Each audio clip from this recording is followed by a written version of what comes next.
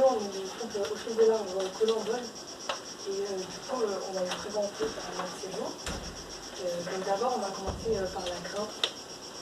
Pour la grimpe, il y avait deux façons de monter en arbre.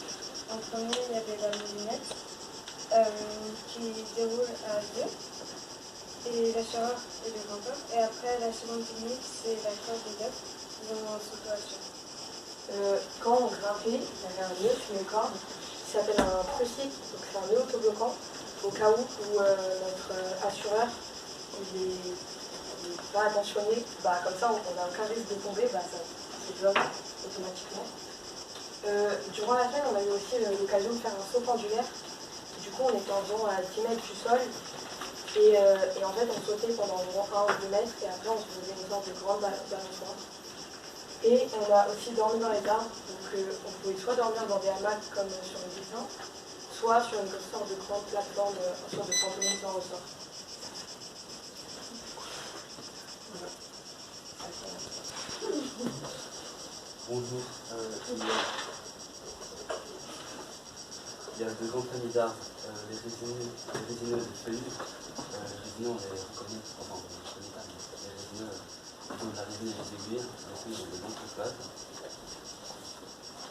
Lors d'un jeu, on a pu identifier un chêne pubescent.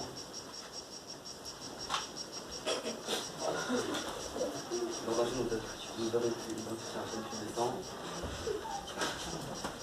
On vous donne un chêne pubescent parce qu'il a des poils sur la face inférieure de sa feuille. Et les chênes, ils ont des feuilles lobées, là, comme ça.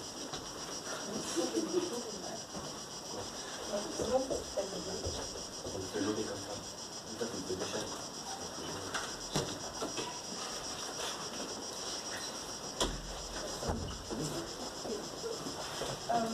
Maintenant, on va vous présenter le tanin. Donc, le tanin est majoritairement connu pour l'été et le vent, mais il est principalement situé dans les feuilles. Il est aussi présent dans le cœur des arbres.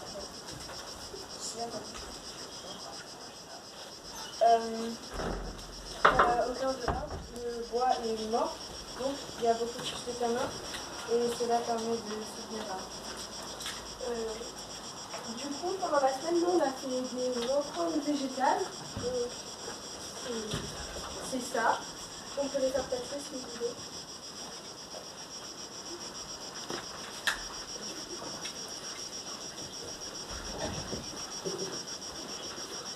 Donc, la première étape, on allait récupérer des feuilles d'arbres et des fleurs balnéaires. Du coup, on les a scotchées sur un bout de tissu. Et donc après, on les a écrasés, on va dire ça comme ça. Et après, du coup, on les a descotchés, on les a trempés dans du sulfate de fer. Après, on les a lavés avec du liquide vaisselle. Et après, on les a retrempés dans l'eau. Et le sulfate de fer, il sert, c'est pour en fait fixer le tanin. Voilà. Et donc, il y a des sortes de petites bêtes qui sont dans le sol. Donc ils mangent les parties où il y a le moins de tanin des feuilles. Donc c'est les limbes, c'est les parties entre une nervure où il y a pas. Une nervure, c'est les sortes de tiges ici. Et on peut les aspirer grâce à ceci. Ça s'appelle un aspiphone. C'est en gros un aspirateur à insectes. Et ça permet, on aspire par ici. Et les insectes remontent par le ventricule et ils finissent piégés dans la boîte pour les observer. Du coup, grâce à cet aspiphone, on a attrapé des petits insectes. On les a identifiés. Du coup, on a aspiré avec l'aspiphone dans un quadrat. Donc, le quadrat, c'est ça. En fait, c'est 4 bâtons plantés dans la terre. C'est un carré de 25 par 25. Et donc, les 4 bâtons, ils sont faits de ficelle. Et après, dans ce carré, on a aspiré pendant 7 minutes. Voilà. Une fois que vous avez identifié les insectes, on peut utiliser la plateforme de sciences participatives Cube. Donc ça permet de mettre une photo sur cette base de données, de mettre une photo, de mettre son identifié dans l'animal, l'insecte, on pense que c'est, et n'importe quelle personne, scientifique ou pas du tout, comme on dit, pourrais contester ou approuver ce qui a été dit. Aussi, pour déterminer de quelle espèce est cette espèce qu'on a trouvée, on utilise une clé de détermination. Et donc, par exemple, une bestiole qui a des pattes, qui a 2 antennes, qui a 6 pattes et qui a un corps en 3 parties peu distinctes et peut sauter, c'est donc un colambole. Mais elles vivent dans un sol. Il y a plusieurs sortes de sols en réalité. Il y a les sols sableux, qui ne gardent pas du tout la forme qu'ils vont manquer. Il y a des sols limoneux, qui gardent un peu la forme qu'on leur donne. Et il y a des sols argileux qui gardent la forme.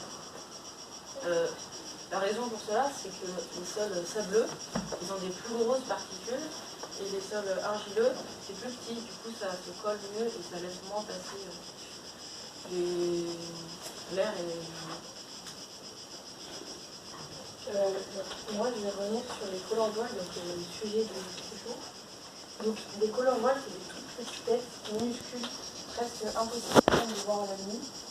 C'est pas des insectes, c'est des arthropodes. Donc, c'est des têtes avec des pattes articulées. Dans ce cas-là, dans mon film, donc c'est aussi des hexapodes.